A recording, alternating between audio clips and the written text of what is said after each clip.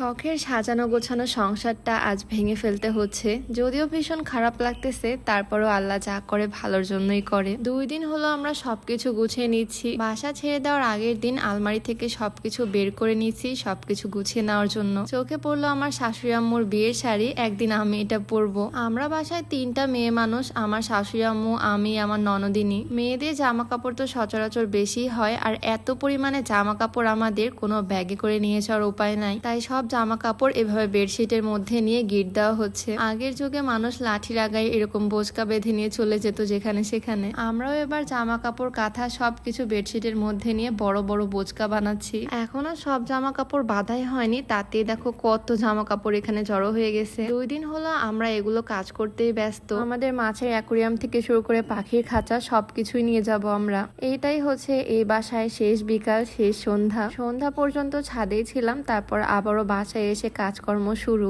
সবকিছু প্যাকেট করা হচ্ছে। একটা বাড়িতে কত কত জিনিস থাকে, সব নিয়ে যেতে হবে। বেশিরভাগ জিনিসই বস্তার মধ্যে করে ভরা হয়েছে যাতে নিয়ে যেতে সুবিধা হয়। বাসার সবাই মিলে এই কাজগুলো করা হয়েছে রাত জেগে জেগে। আর পরের দিন যেদিন আমরা বাসা চেঞ্জ করব, উঠলাম একদম ভোরবেলা 5:30টায়। আলো এখনো ঠিক মতো ফোটেনি, অন্ধকারই থেকে গেছে। শেষ রাতে বৃষ্টি হয়েছে, তাই ওয়েদারটা খুবই সুন্দর। সত্যি বলতে আজকে ঘুম থেকে ওঠার পর থেকে কেমন যেন লাগতেছে, এতদিন এই বাসায় ছিলাম আর আজকে চলে যাব। যাই হোক, আজকে যেহেতু অনেক কাজ, তাই ভোরবেলায় রান্না বান্না সেরে নিতে হবে। নতুন বাসায় গিয়ে আজকে আর রান্না বান্না করা সম্ভব না, তাই সকাল সকাল অনেক কিছু বেশি বেশি করে রান্না করে বক্সে করে নিয়ে যাব নতুন বাড়িতে। শেষবারের মতো একটু ছাদে আসলাম। এই ছাদে যে কত স্মৃতি আছে। যে কোনো ছোটখাটো সারপ্রাইজ আমি আমার হাজবেন্ডকে দিতাম ছাদে এনে, সেও আমাকে দিত। সকালবেলা ঘুম থেকে উঠে ছাদে আসা, বিকালবেলা ছাদে থাকা, সবকিছুই অনেক বেশি মিস করব। আমি তো এই বাসাতে থাকলাম 7-8 মাস, কিন্তু আমার শ্বশুরবাড়ির ফুল ফ্যামিলি অনেক বছর হলো এ বাড়িতেই ছিল, তাদের আরো বেশি খারাপ লাগতেছে আজকে। ছাদে কত কত গাছ এনে লাগাইছিলাম, এই গাছগুলো নিয়ে যাব নতুন বাড়িতে।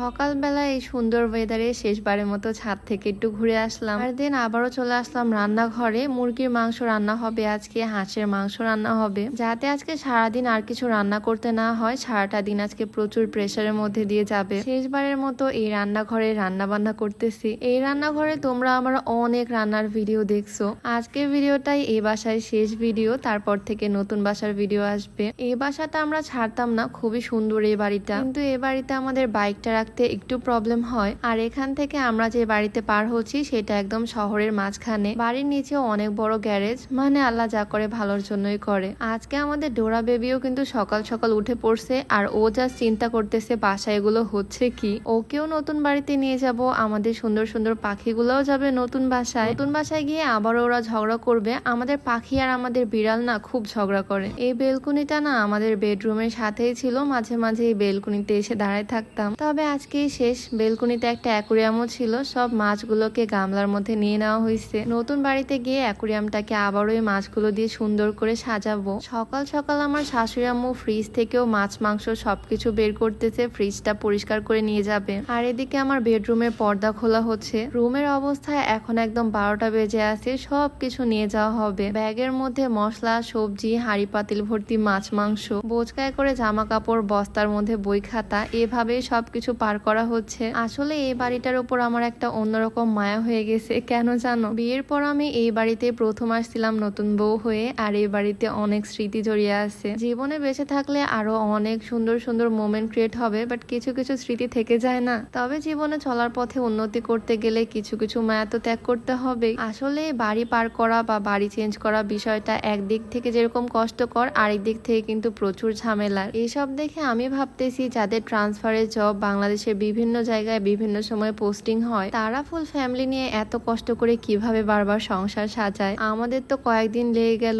এগুলো পরিষ্কার করতে, আরো কয়েকদিন লাগবে নতুন বাসায় উঠে সেই বাসাটা সুন্দর করে সাজাতে গোছাতে। অনেকজন আঙ্কেল ছিল, তাই অনেক তাড়াতাড়ি আজকের কাজগুলো হয়ে গেল। আর যেহেতু ওনারা আসছে অনেক সকাল সকাল, তাই কাজ তাড়াতাড়ি শুরু করছে। অনেকগুলো ভ্যান রিক্সা আসছে, সব ভ্যান রিক্সার মধ্যে এইভাবে করে বোঝাই করে দেওয়া হচ্ছে। সব জিনিসপত্র এখন চলে যাবে নতুন বাসায়। এই টেডিটা না আমার হাজবেন্ড আমাকে সারপ্রাইজ দিয়েছিল বিয়ের 2 মাস উপলক্ষে। এখন আমাদের বিয়ের 8 মাস, দেখতে দেখতে কত তাড়াতাড়ি সময় চলে যায়, তাই না? কয়েকদিন পরে বিয়ের 1 বছর হয়ে যাবে, ভাবা যায়? সময় মনে হচ্ছে একদম পানির মতোই যাচ্ছে। এই যে আজকে আমরা বাড়ি পার হচ্ছি, নতুন বাসায় গিয়ে 6 মাস থাকার পরেও হয়তো মনে হবে কয়েকদিন আগেই না বাসা পাল্টালাম। যাই হোক, এদিকে অলমোস্ট সবকিছুই বোঝাই করা হয়ে গেছে। এগুলো এখন চলে যাবে নতুন বাসার সামনে। ওখানে গিয়ে আবার সবকিছু নামিয়ে সুন্দরভাবে গোছাতে হবে সংসারটা। সবকিছু তোমাদের সাথে নেক্সট ভিডিওতে শেয়ার করব। সবাই ভালো থাকো। আজকে ভিডিওটা এখানে শেষ করছি। আল্লাহ হাফেজ।